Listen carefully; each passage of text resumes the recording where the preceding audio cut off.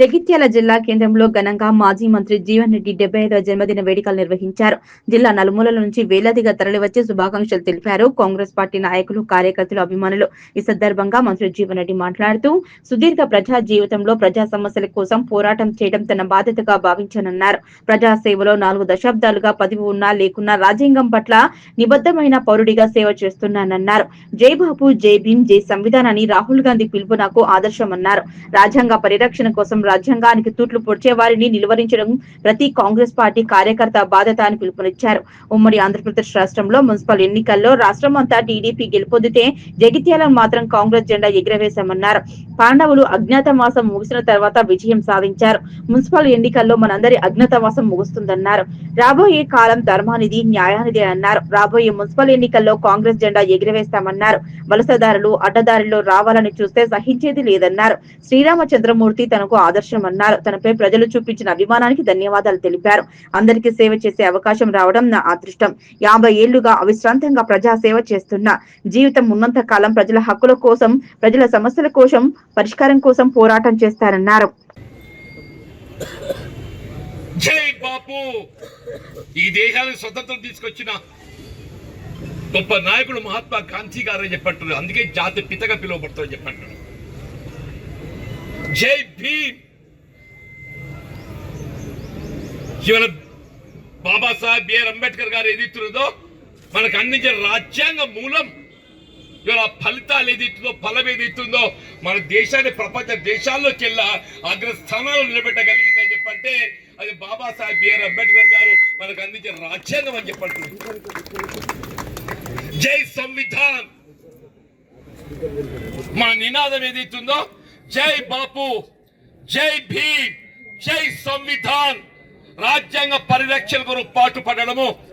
ఎవడైతే రాజ్యాంగాన్ని తుంటుపడవాలని ప్రయత్నం చేస్తాడో వాడిని అడ్డుకోవడం ఏదైతుందో, వాడిని నిలువరింపజేయటం, మన హక్కుల కొరకు పోరాటం చేయటం ప్రతి కాంగ్రెస్ కార్యకర్త బాధ్యత భావిస్తారని చెప్పండి. దయచేసి రేపు స్థానిక సంవత్సరం ఎన్నికలు వస్తున్నాయి. తప్పకుండా కాంగ్రెస్ పార్టీ జెండా ఎగరవేస్తుంది. ఏమంటున్నా జగిత్యాల్లో అని ఉమ్మడి రాష్ట్రంలో రాష్ట్రమంతా తెలుగుదేశం జెండా ఎగరేసినాడు.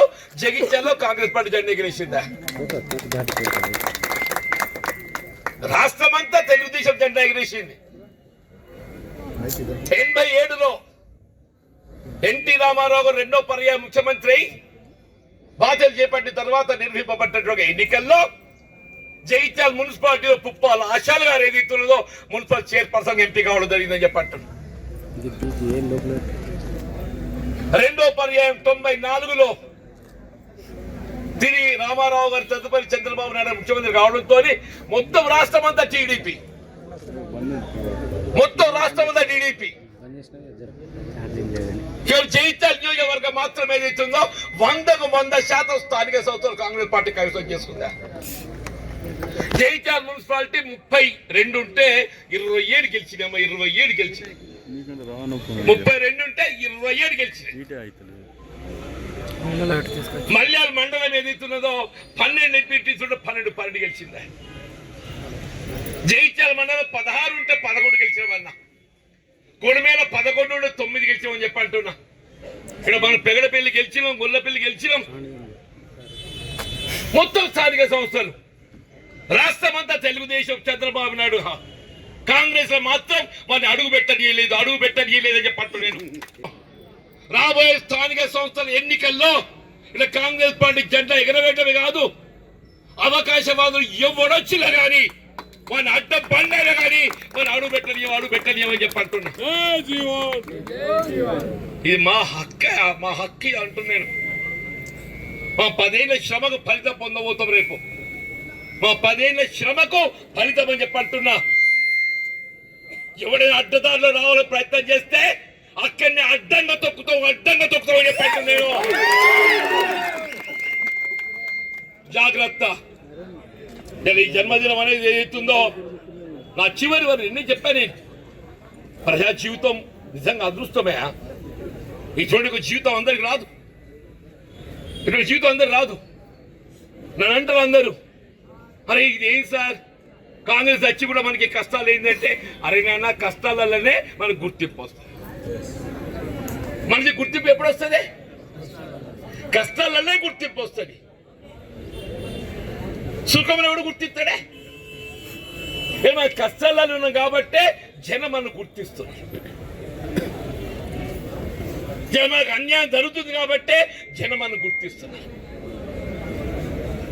తప్పకుండా ఇవాళ ఏదైతుందో ఇలా చెప్పా పాండవుల అజ్ఞాత వాసం ముగిసి ఏదైతుందో మళ్ళీ రాజ్యాధికారం ఏ విధంగా చేజిక్కించుకున్నారో ఇలా మనం కూడా ఏదైతుందో ఈ స్థానిక సంస్థల ఎన్నికలతో మన అజ్ఞాత వాసం ముగియబోతున్నది. ఈ స్థానిక సంస్థల ఎన్నికలతో మన అజ్ఞాత వాసం ముగియబోతున్నది. రాబోయే కాలం ధర్మాంది న్యాయాంది, రాబోయే కాలం ధర్మాంది న్యాయాన్ని చెప్పట్టు నేను ఇలా శ్రీరామచంద్ర ప్రభు ఆదర్శంగా ధర్మం పట్ల ఏదైతుందో నిష్ఠతోని ఆయన ఎన్ని త్యాగాలు చేశారు కానీ చివరికి ఏదైతుందో యావత్ భూ ప్రపంచం ఉన్నంత కాలం మనకు ఉన్నట్లుగా ఆదర్శ పురుషుడు ఎవరు అంటే శ్రీరామచంద్ర ప్రభు అని చెప్పండి. వారి ఆదర్శంగా తీసుకోవటం. మన మహాభారత యుద్ధంలో ఏదైతుందో అర్జునుడు ఆయన జెండాకి ఎవరు పెట్టుకుంటే హనుమంతుని ఆంజనేయ స్వామిని పెట్టుకున్నాడు. ఆంజనేయ స్వామి ఉంటే ఏదైతుందో ఇక విజయాన్ని ఎవడు ఆపలేడు. మనకు అదే ఆంజనేయ స్వామి రక్ష, ఆంజనేయ స్వామి రక్ష. అందుకని కొండగట్ట పోయి ఏదైతుందో ఆ ఆంజనేయ స్వామి ఆశీర్వాదం పొందొచ్చిన చెప్పంటున్నాను. ఇలా కొండగట్ట పోయి అదే ఆంజనేయ స్వామి ఆశీర్వాదం పొందొచ్చిన చెప్పంటున్నాను. రేపు రాబోయే స్థానిక సంస్థల ఎన్నికల్లో ఇలా జగిత్యాల నియోజకవర్గమే కాదు మన ప్రభావం ఏ మేరకున్నా కానీ ఆ ప్రభావం అంతా ఏదైతుందో కాంగ్రెస్ పార్టీ జెండా ఎగరవేయడం ఖాయమని చెప్తున్నా చెప్పండి. నిజంగా మీరు ఇంత అభిమానంతో నాకు అంటే అసలు దేవుడు ఇచ్చిన వరం అనుకుంటాను నేనైతే. ఇంత అభిమానం అనేది ఏదైతుందో ఒక పదవితో రాదు, ఒక పదవితో అభిమానం రాదు. నాకు ఎంత అభిమానం అనేది నా అదృష్టంగా భావిస్తున్నా. పూర్వజన్మ అని చెప్పంటున్నా, నా కన్న తల్లిదండ్రులు చెప్పంటున్నా, నా కుటుంబం అని చెప్పంటున్నా. వారు అందించిన జీవితం ఇవాళ ఏదైతుందో నాకు ఇవాళ మరి ఇంత అభిమానాన్ని రూపొందించింది. నేను కేవలం ఏదైతుందో వాళ్ళు అందించిన జీవితానికి నేను పేర్లు పెట్టుకుంటున్నా చెప్పండి. వాళ్ళు అందించిన జీవితాన్ని పేర్లు పెట్టుకుంటున్నా చెప్పండి.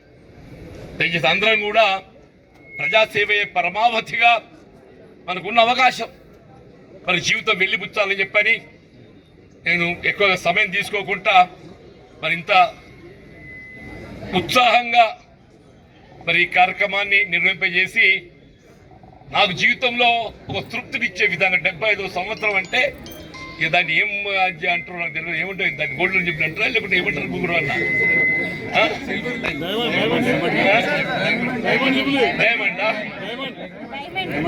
నేను కూడా అనుకోలేదే. నేను కూడా ఇవాళ జన్మదినం అని చెప్పండి ఇదేమో అనుకున్నా. నేను లెక్కలు పెట్టేవారు 75వ లెక్కలు పెట్టేవారు 75వ అయింది. 75 కావడమే కాదు 50 సంవత్సరాల ప్రజా జీవితాన్ని కూడా ఏదైతుందో నాకు కల్పించేది ఇవాళ జన్మదినం. 50వ ప్రజా జీవితం రాష్ట్రంలో ఉన్న వాళ్ళు నాకు తెలియదమ్మా. అధికారంలో ఉండొచ్చు ఉంటే నాకు తెలియదు. ఎవరైనా ఇంట్లో ఉంటూ ఉండొచ్చు. घर में आराम कर रहे होंगे अगर कोई रहे तो